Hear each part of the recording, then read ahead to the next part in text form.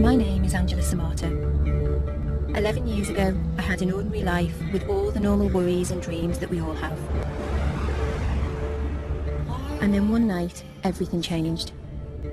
I came home to find that the man I loved, the father of our 2 boys, had taken his own life. Since that day, I've been learning what it means to lose someone you love to suicide, and why it's a very different kind of grief to any other.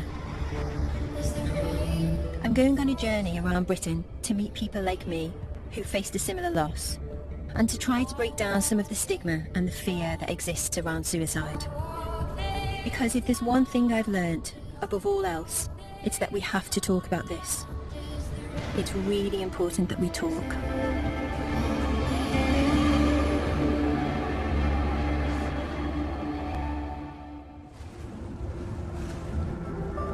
You may not know this, but there's around 6,000 suicides a year in the UK. And every year, there are thousands of people like me who are left behind.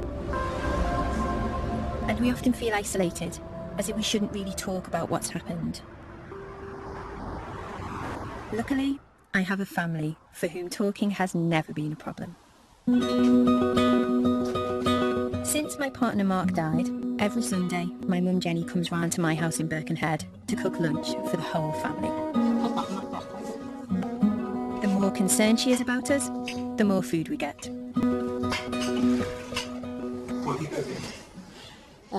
Roast lamb, roast potatoes, creamed potatoes, new potatoes, carrots, cauliflower, broccoli, managed 2 types of peas, garden peas, mushy peas. So we'll go for the low carb option today. Oh, definitely. Go mad on a Sunday. We are very close family. Yeah. Which stood us in good stead, because when the whole situation around Mark happened, it kind of that became just really pivotal to everything. It was such a big shock, because we'd had a conversation the night before, hadn't we, about Christmas dinner and what we were cooking and where we were having it. All right. Come on, dip your crown into the peas. A lot's changed in the last 11 years. Oh, yeah, good, thanks. I didn't have a career then. Hi, how are you doing? I work in the art world now. I've got a new partner, Dwayne, and my youngest son, Benjamin, is 14 years old. He was 3 when Mark died. Alexei was 13. He's just turned 25. Yeah. We often talk about Mark. We want them to remember him positively and not just because of that one night. We wanted the boys to grow up and for it to be about how Mark lived and how funny he was and how he thought he was an amazing cook and he probably wasn't, and how he thought he was an amazing musician and he probably wasn't. Musician. But we wanted it to be about that, didn't we? We didn't want it to just be about... to be good memories, not about... Well, not just about how he died. It was really important. It was how he lived. Thank you. Dwayne, where are you going in between the kids? I'm going Are you going in between the kids? When this happens to you as an ordinary person, as an ordinary family, very, very quickly you become aware of the stigma attached to somebody taking their own life. There's lots of people that don't know how to speak to you. There's lots of people who treat you differently. Does anybody else want mushy peas? I think the only way that we can help to challenge the stigma and deal with the legacy of this is to be really honest and open. And I'm kind of hoping that that's what me talking about my experiences is going to, in some very, very tiny way, help to achieve.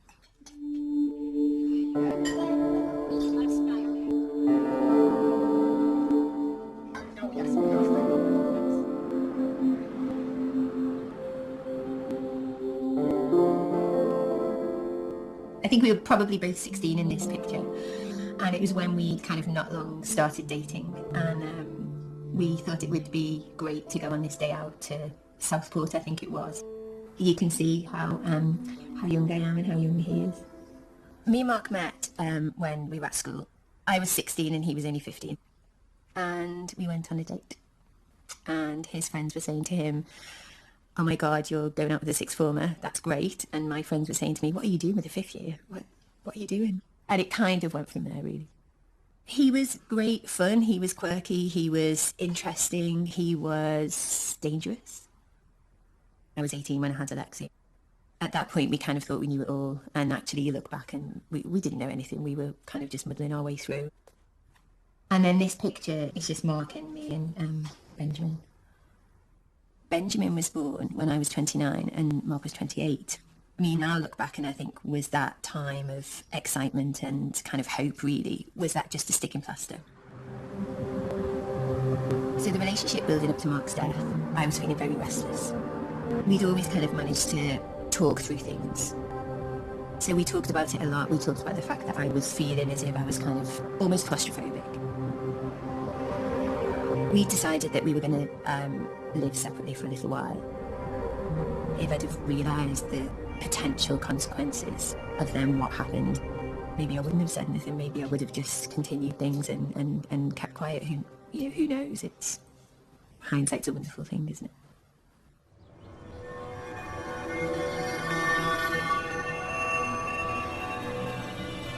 This is the park that we used to come to a lot, and the house where where Mark's death occurred is actually just over the way there. I haven't been back here for years. It's mixed emotions, definitely. On the day that Mark actually died, I had just started a new job. The boys went off to school and Mark normally left just before me, but actually I left first that morning. In the afternoon, I got a call from Mark's work saying that he hadn't turned in. And it wasn't until 6 o'clock that I actually managed to get hold of him on the phone. And he said, remember that I love you. And look, I'm really, really sorry. And I thought that he was apologising for the fact that he hadn't gone to work. I collected the boys from my mum's house and drove home. I walked up the path, put the key in the door, opened the door, and then as I opened the door, I could just see his outline. And at that point I realised that in fact Mark had hung himself in the hallway. And behind me, I could hear the boys laughing. It was the most unreal, surreal situation. I find it hard to describe it really, because it was just something that never ever enters your head in your wildest imagination.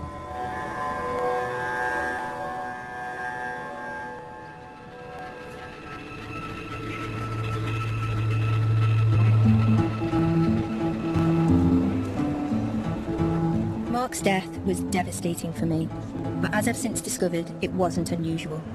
4 out of every 5 people who take their own lives are male, and suicide is the biggest killer of men under 50 in Britain. But I didn't know any of that 11 years ago. I was just one of the many people left in shock, with very little guidance about where to go or who to talk to. It wasn't until about 9 months after Mark died that one morning I woke up and I felt very disorientated. I felt as if I didn't know if I wanted to sit down or stand up or eat or drink, or just felt very, very disorientated. Fortunately, I found a support group known as SOBS. At first, when I saw the acronym of Survivors of Bereavement by Suicide, I genuinely didn't know what to expect. I think for me, when I lost my son, and I look back now, and they were very dark days, and I was just desperate for help in how to deal with the feelings, the emotions, the unanswered questions. And I get loads of support. I've got wonderful friends and family. But sometimes I think, do they really understand us? Do people understand? Because I think that death by suicide is horrendous, and it's worse than any other kind of death, I think. Well, I used the word a few years ago, but a tsunami of grief hits you. Yeah. You think you're doing all right, you're having an all right day, and then wham. Yeah. And Some of the people here have been coming to the support group for many years. Others, like Rebecca, are much more recently bereaved. I can't understand why my husband's left my children, and I see the pain in their faces. I don't know, you can write a letter to your children and then take your life. How old are they? 14 and 18. How long has it been? 5 weeks. It's just very recent, isn't it? Yeah. I feel guilty in that I should have recognised that he was Yeah. in that dark place. And I feel that partly responsible for not perhaps understanding when he was a bit low, but I never thought he'd ever do this. My son, there were no signs whatsoever. No. As a mum, you question yourself, like, have I been a bad parent? Have I, what have I done that's, made him do this? But there were no signs. It was just like that. I remember going to the group. Losing someone in this way is a very specific type of bereavement. We experience emotions that are very specific to suicide. And it doesn't follow a natural pattern. There's no book that is going to say to you, you're going to go through this process, your grief is going to follow this path, and this is what you're going to experience at this time. It's literally that you can feel different emotions from hour to hour, from minute to minute sometimes. It is different. And that you can go for a little bit and you're all right, and then all of a sudden it smacks you again. What are you supposed to do? Just you stay in bed all day and just hope it's all going to go away? You feel like that? Because believe me, I do. And yesterday I thought to myself, what is the point? What is the point to all this? There's something about being bereaved by suicide and the fact that that person that you loved and that you knew, or you thought you knew, has taken their own life by their own hand. Coming to terms with that can be very, very difficult and can be a very long road. If my husband had had a heart attack, been murdered, knocked off his bike, although it would have been desperate, I could perhaps, it was out of his hands. But it's the thought that morning he got up, he made me a cup of tea in bed, he had his breakfast, he washed his dishes, he emptied the dishwasher, he drove to work, and 3 hours later he was dead. And that's what I find very, very hard to understand. Grief is unbelievable. I can't tell you how painful the grief. It's like you've ever lost your wallet, or something happens and you get a shock, your heart stops. That's it, but it's constant. And I want the world to stop, but it's not. It's carrying on, and that's it's very, very, very, very strange. When you openly talk about suicide, people are frightened of it, and that's not because people don't necessarily want to understand it. It's because for a long time those conversations haven't been happening. SOBS is just ordinary people who have been bereaved in the same way, who are willing to come along and share their experiences. We are trying in our small way to deal with the taboo of this subject. One of the questions that haunts you after suicide is why. Mark hadn't shown any obvious signs of depression, and like most people who take their own lives, he didn't leave a note. I've come to Glasgow University to meet Professor Rory O'Connor, one of the UK's leading experts on suicide, to see if he's got any answers for me. What a place to work. It's absolutely gorgeous. Great to meet you. Nice to meet you. So, yeah, we take a wee wander around. Yeah, great. For me, the big question after Mark died was why did he take his life? Our research can never answer the question of why a particular individual. So, for example, we can't answer the question, sadly, why Mark took his own life. What we try and do is understand the common features of the suicidal mind. We speak to people who've tried to kill themselves. They try and understand the sort of factors which led up to why they attempted to end their own lives. And it's not a selfish act. Suicide is not a selfish act. It's an expression of unbearable pain. People take their own lives often not because they want to kill themselves, but because they want the pain to end. We talk about this constricted thinking, this tunnel vision, this tunnel logic, so that the person maybe is not necessarily looking outwardly distressed, but has decided themselves that for whatever set of reasons, and usually complex reasons, I'm going to kill myself. In a way, that's the end of their problems, because in their mind they find the solution. Professor O'Connor and his team have conducted tests with over 2,000 people who've attempted suicide.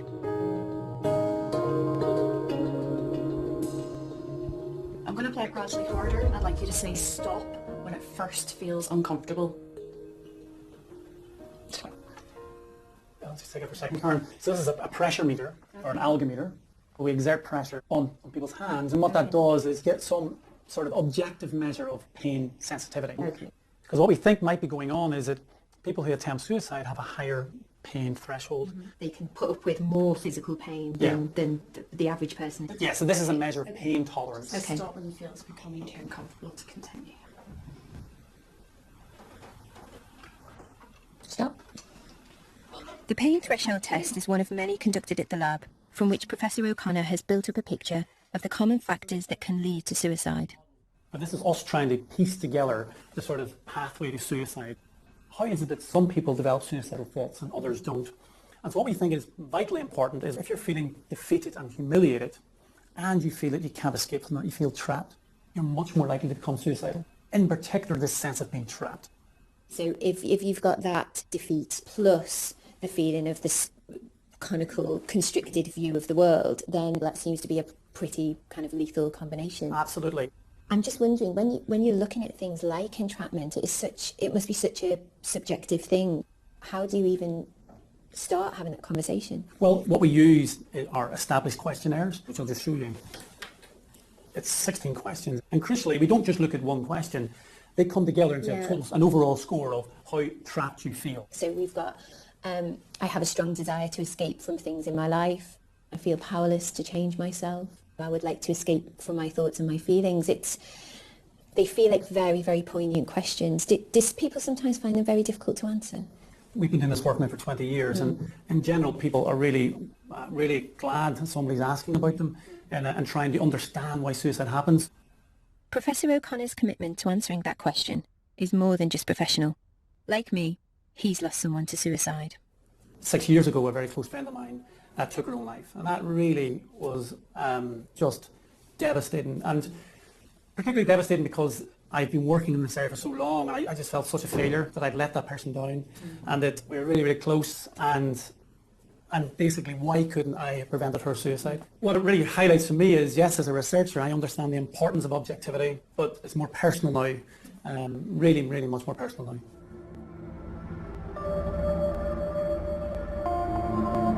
When Rory described how in the suicidal mind, that constriction of the worldview and how problems that you or I may consider as small may be magnified within that constricted view and may seem insurmountable.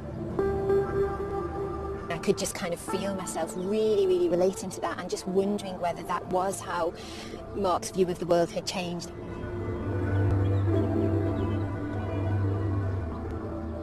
It's really got me thinking about it in a completely different way, in a way that I haven't thought about it in 11 years. For people like me, who've lost a partner to suicide, one of the biggest problems is how you explain what's happened to your children. This is a picture of Ben, and it's when he was about 2.5. And he's got his buggy here. He used to love pushing his buggy. Not a care in the world. Benjamin's questions used to be, why did Daddy die? So we had that question quite a lot. When is Daddy back? When is Daddy back? When is Daddy back? And he would say that over and over again, and I would then have to answer him each time saying, Daddy's not coming back, Benjamin. And then there's another picture here that's a little bit later. This was done in 2009. And then at about 5, I think it was, instead of saying to me, why did Daddy die? He said, how did Daddy die? So that one word completely changed the question. So I said to him, do you know when Mummy tells you that you can't tie a scarf around your neck tight? Why do I tell you that? And he said, because it'll stop me breathing. And I said, well, Daddy knew that if he tied something very, very, very, very tight, that it would stop him breathing and he would go to heaven. So that's what happened to Daddy. And he said, okay. I just remember that moment. It took me a few minutes to get myself together and be able to actually look at him. My fear for the boys was that although I always wanted to talk very openly about their father with them, I also didn't want it to become an option for them. So it continues to be a very, very fine line between having the conversation that I feel very strongly should happen, and yet not having the conversation to the point where it becomes so normalised that it becomes like an okay thing to consider.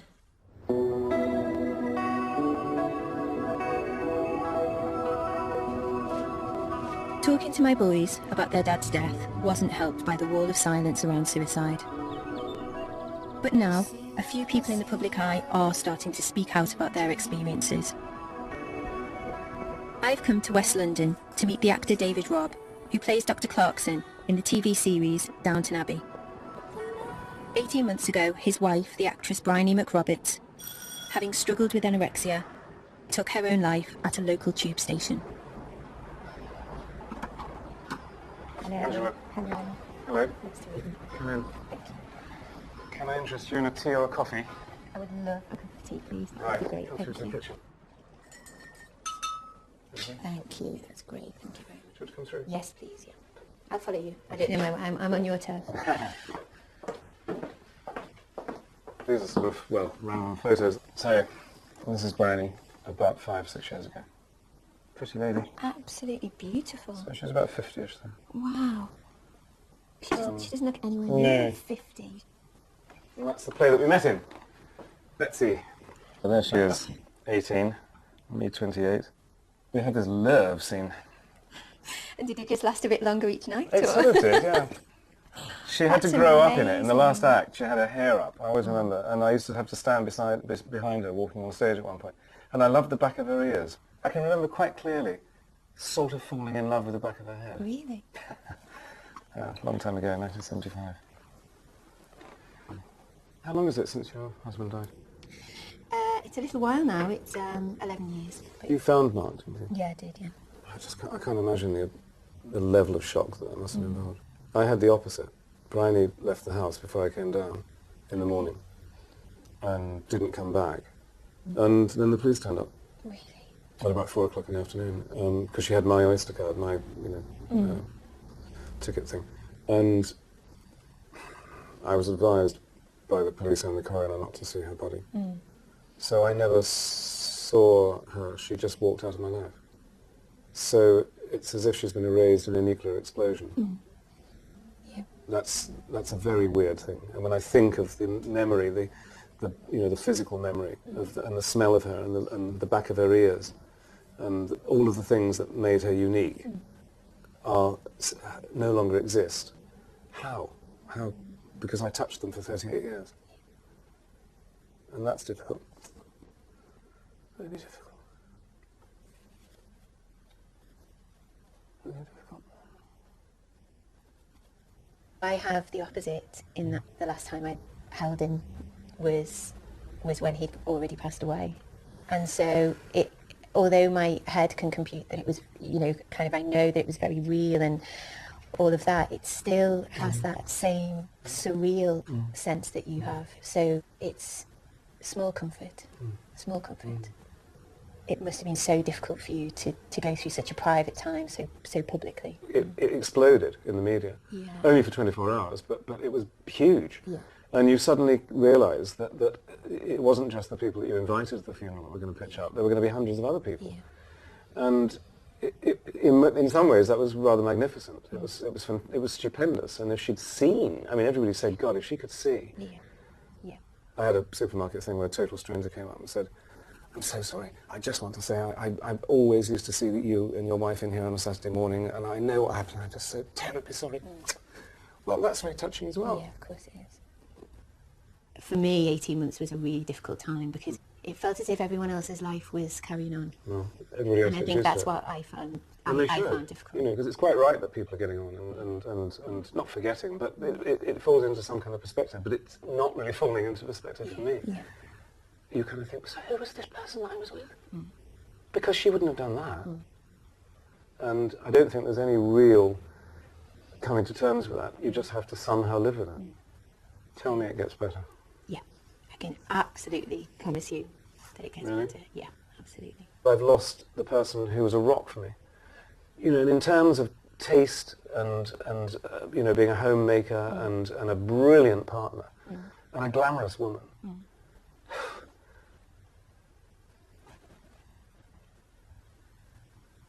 Okay. Unbelievable.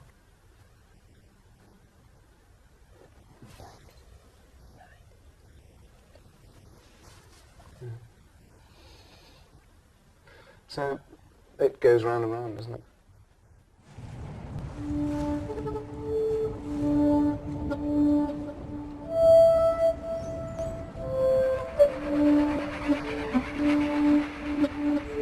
Meeting David has taken me right back to where I was 18 months after Mark's death. when I was still lost in the sense of utter disbelief that the person I thought I knew could take their own life. It makes you feel as though you'll never be able to fully trust anyone or anything ever again. When you're in that place, it feels impossible that you can ever rebuild your life. But my experience is that you can, if you can talk about it.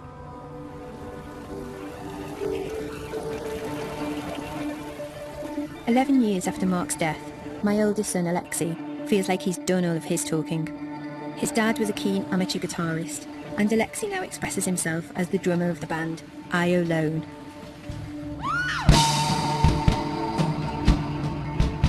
His brother Benjamin and I, of course, are his biggest fans.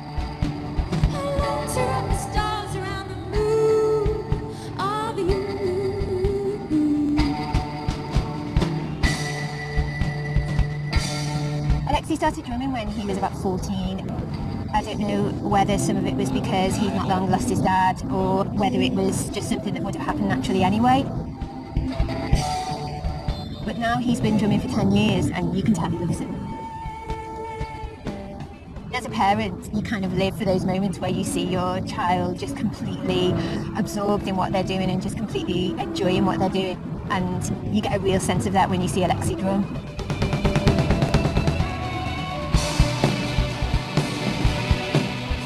When he first started playing gigs, it was really, really difficult because when I used to go and watch him play, and it's kind of still the case now really, you do kind of wish every time he's on stage that his dad could see what he was doing really, because I think he'd be so proud of him.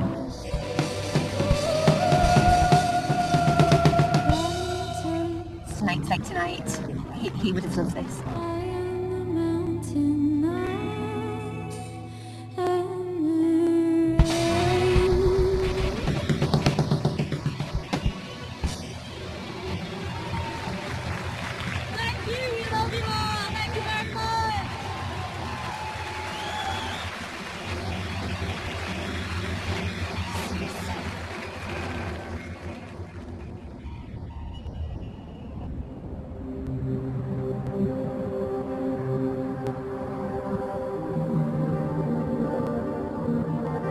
I understand now that there was a part of Mark that couldn't share how he was really feeling with us, his family.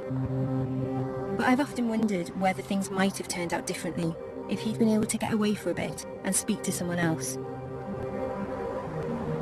Here, in a residential street in North London, there's an organisation called the Maytree, which offers that option to people who feel suicidal.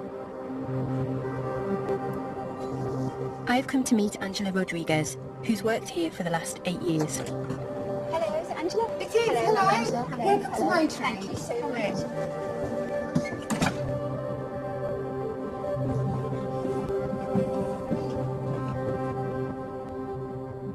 So, Angela, when people come here, what are they coming here for? Because it's quite a special place, isn't it?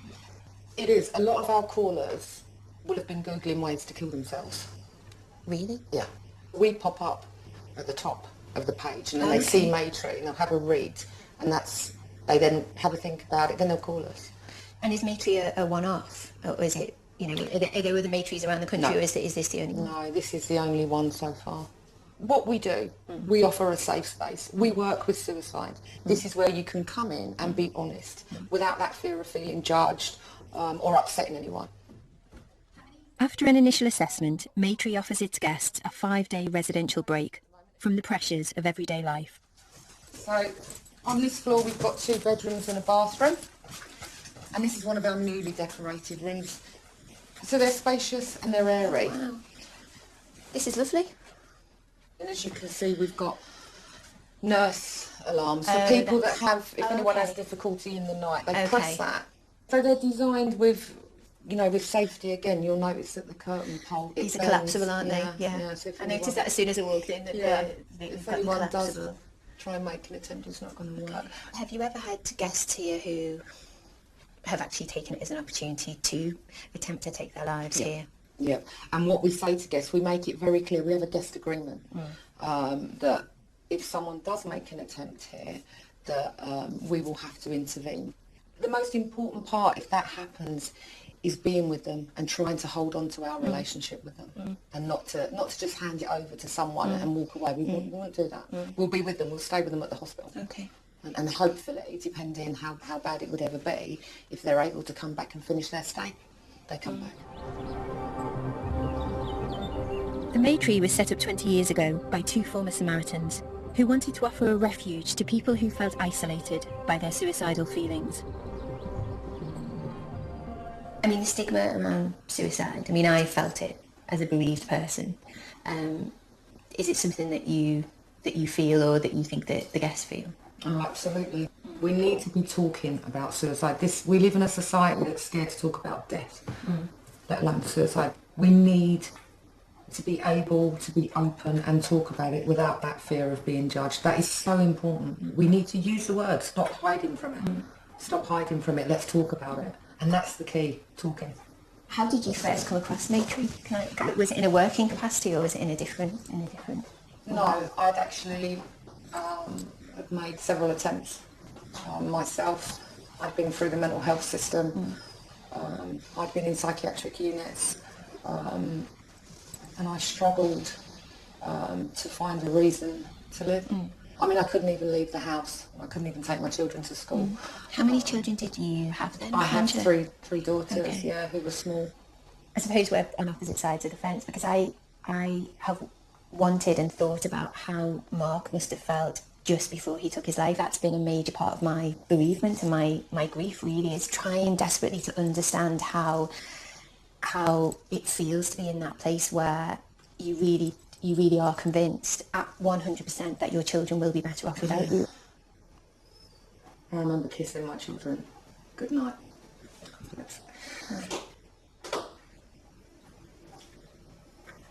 Sorry. Okay. And just thinking that they would be better off. That they would not have to watch their mother. Not cope. You are in a box. Whichever way you turn, it's just blackness all around you.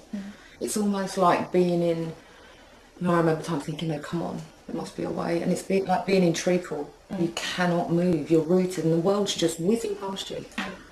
You can't see. And that's what's so important here, because for someone that's walking through this door that is suicidal, at that point, they may never have had contact with someone else that is suicidal.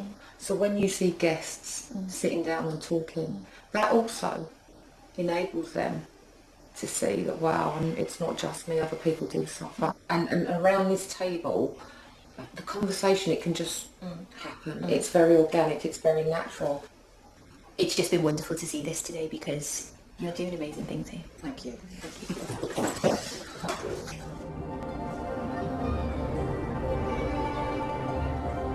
Almost all of Maytree's guests say that they suffer fewer suicidal thoughts and attempts after staying here. Which makes you wonder why, when suicide is such a big problem, this is the only house of its kind in the UK. Hindsight is a wonderful thing, but I just wish that if Mark had known about somewhere like Maytree, that maybe he could have just come somewhere like this for a few days. I just wish that he'd have known about this.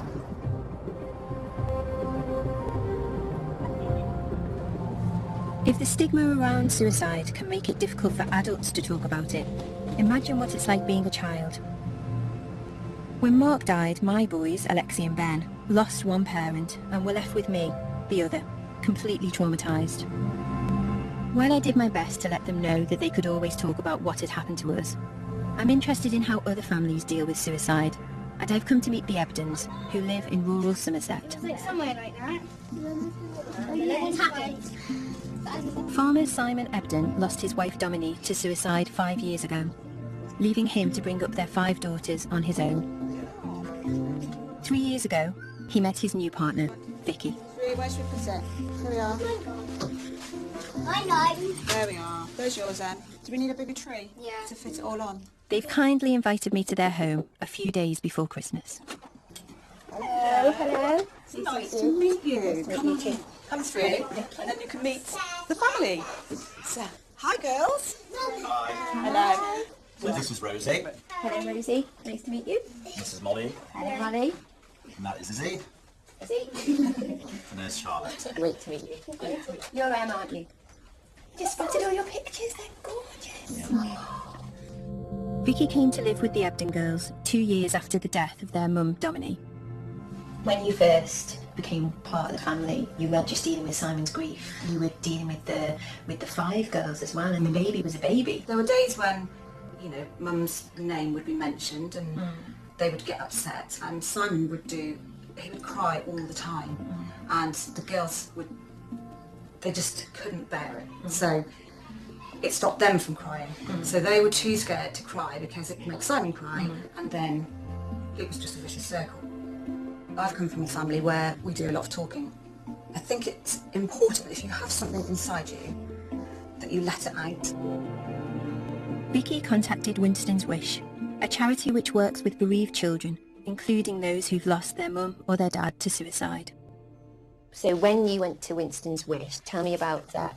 They talked to us and told us about like the camp that the weekend we went, and then we went to it, and it was really fun because it wasn't actually much talking. It was, but they tried not to make it like upsetting. Yeah. We like had on the first day we did all loads of activities like archery and we were in like groups. Each of us were in a different group. We did all the games first, so that I think it was like a trust building thing. Yeah. And we all sort of like learned a lot about each other. Yeah. It sounds like stupid stuff, but no, but it does matter. But you got to know each other first as kind of people. It was good because you realise that you're really not the only one. Yeah. Okay. Like even though they say that you're not, like you don't really know anyone. But then you go there and everyone's in the exact same boat. You struggled, Charlotte, didn't you? You found it really upsetting. You didn't like it. Yeah. You know. She still doesn't like it. Still doesn't like talking to me. Tell me why. I just don't think I want to. Okay. It's not that I don't want to. I don't mind talking about it. It's okay. It's just, it's upsetting. Yeah. This is Dominic. Let's have a look at this one. This is your one. Is this This the is one that on you? holiday. This is the one that you. Do you have this one in your bedroom? Yeah. My boys have pictures of their dad in their bedroom too.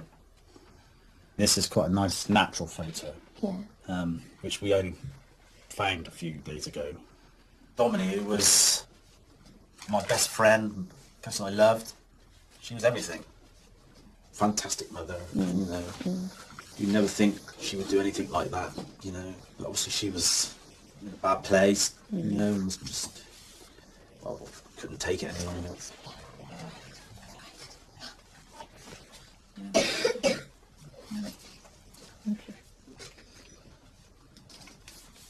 It's very sad.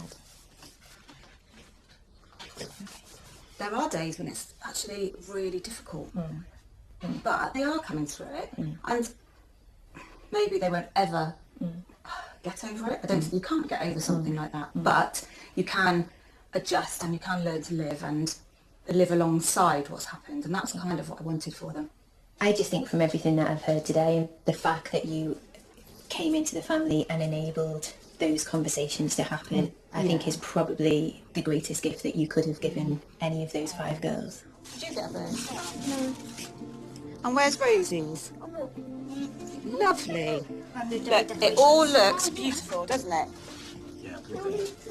That's all right though, Anne. Can you put us next to you?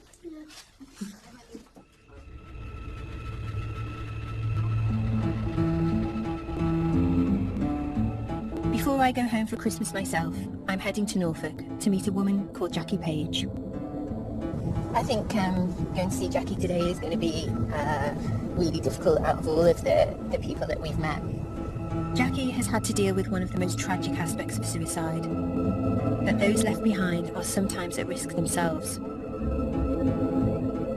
24 years ago, her husband Rod took his own life. 7 years ago, her son Simon did the same. Today is going to be me facing my worst fears, really. So it's going to be a tricky one, I think.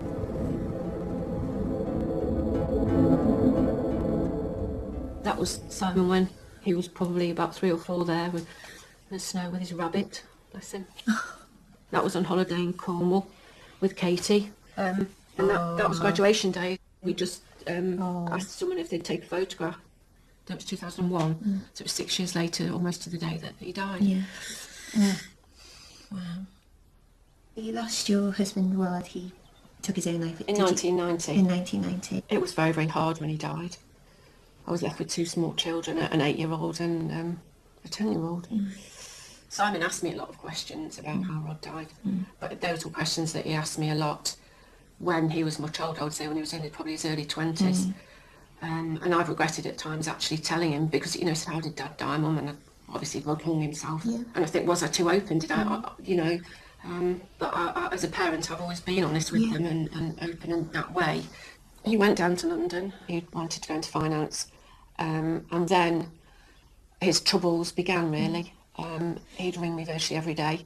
He'd got anxiety and stress with the job, and he started to become ill. But anyway, he came home, and even though he was so ill, we had 6 amazing months, really. And I'm grateful that I had those 6 months with him. The day that Simon died, I came home, I walked in the house, and his boots were by the door, and I sort of, the light was on at the bottom of the stairs, and I just, he was there and at the top of the stairs.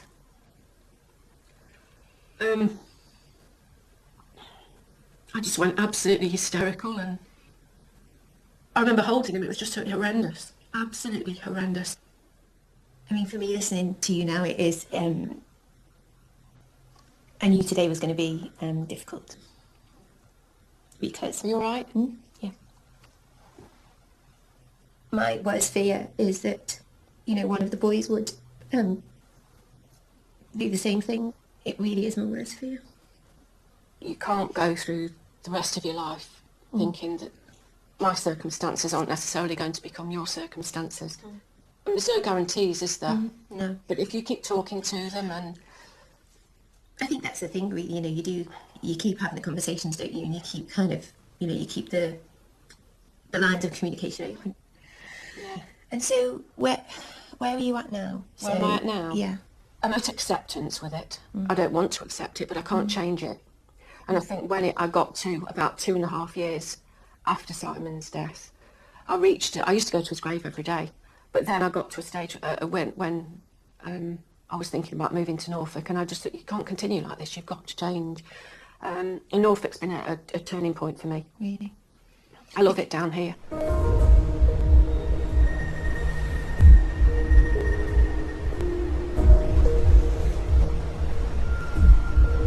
Since moving to the Norfolk coast, Jackie has started a new career and set up a support group for others who've lost people they love to suicide.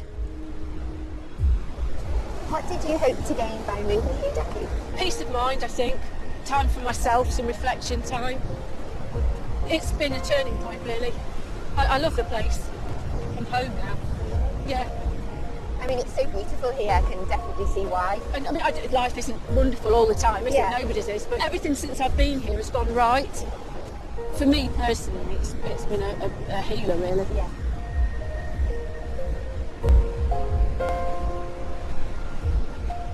I knew today was going to be really difficult.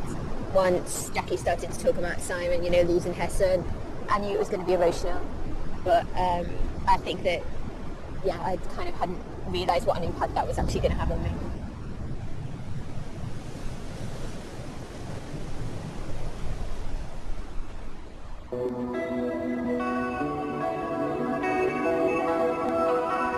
Before going home to see my boys, there's someone I'm keen to catch up with. I've been thinking a lot about Rebecca, who I met at the Liverpool support group. It's only 10 weeks since her husband Andy died. After any suspected suicide, there has to be a public inquest, and the one into Andy's death took place yesterday, just before Christmas. That's in Turkey just before he died, actually, about a month before. And then that's one of us at a charity ball a few years ago. You look amazing. Oh, well, yeah. Absolutely amazing. Have your hair done. That's the one with sugar, yeah. It's so lovely to see you again after I met you in the support group. And yesterday was the inquest. A particularly difficult day. I was a little bit disappointed that it went ahead with it only being 3 days before Christmas. Yeah. I asked if it would be postponed because the children are on holiday from school. They're not little, but even so, you have to consider them, don't you? Yeah. And did last for a long time, No. the session? How long were you... Gosh, it must have only been about 30 minutes, if that. It just felt as though we were dealing with, I don't know, a parking ticket or a shoplifting offence or something. And I don't agree with it being open to the public either. I can't understand why. He wasn't a criminal, he'd done nothing wrong. You know, he hadn't hurt anybody else. But yes, it's such a private thing that becomes so public and you have no control over. Yeah, that's right. So did they go through the events of the day? They went through obviously the date and the time he was found, who found him, who identified him. And then they went into the cause of death. But they went, and that really upset me, because I burst into tears because they went into detail about the rope around his neck. Apparently he died very quickly. So I was comforted in a little way that he died quickly, but I don't think I needed to know the full details. And then the verdict was suicide. My husband was depressed. Okay. And that was it, basically. He honestly didn't realise all the impact of what he did. And the after effects. And he wouldn't have wanted to leave me, I don't think, with all of this to deal with. But he has.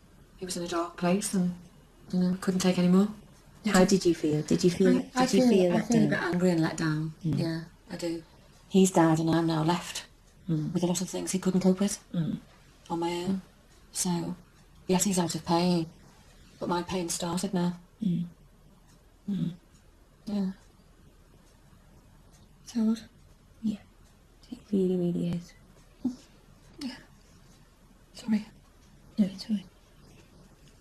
And how do the boys grow up, you know? How do they form relationships? That worries me as well. You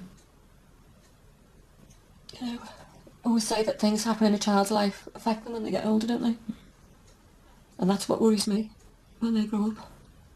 I think that is, for me, you've kind of just hit the nail on the head, really. For me, that is the most difficult part of the legacy of this, really, is we share the same fear, you know. I mean, I have to say, Rebecca, you strike me as somebody who is just incredibly strong. I mean, the fact that we're sitting here having a conversation today and it's the day after the inquest and it's only 10 weeks since you lost your husband. And the GP wants me to go in on the 5th of January with a 5-year plan.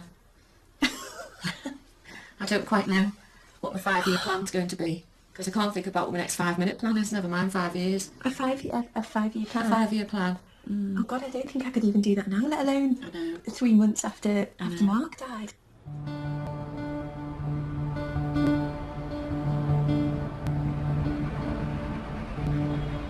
I've made it home to Birkenhead for Christmas. And while I'm still convinced that honesty and openness are the best way to deal with losing someone you love to suicide, when it comes to your own kids, you never stop worrying. I've been speaking to lots of different people and some of it's been quite upsetting. And it kind of just got me thinking about whether the fact that we'd always been really honest with each other and we'd always been able to talk about it. Well, whether you felt actually we had always been able to talk about it. We have, I think. But yeah, on the whole, I think I've come to terms with it quite well. Yeah. Do you think you'll always have questions? No, I think I've asked all my questions. But again, I will ask the same questions because I forget the answers. You know what worries me about the way that Dad died, and it worries me that if you were ever feeling, you know, you kind of were struggling with anything, and I always say to you, don't I, that talk to you about it. Yeah. Do you think that because of what we've been through, you will always be able to talk to me about things? Yeah. I would always tell you, of course, but before I actually felt the need to do something. Yeah. So do you think that we're okay? Yeah. Do you think I did the right thing by telling you? Absolutely. Yeah? Positively. Thank you. You're welcome.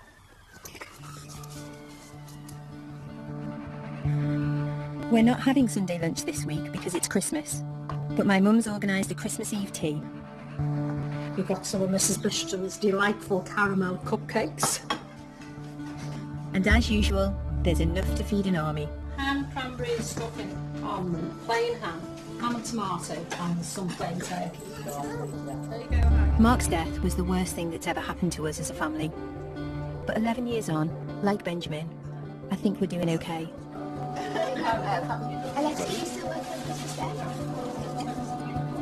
You don't ever get over losing someone to suicide. But if you can talk about it, then one day you can be happy again. More than anything, that's what I've learned.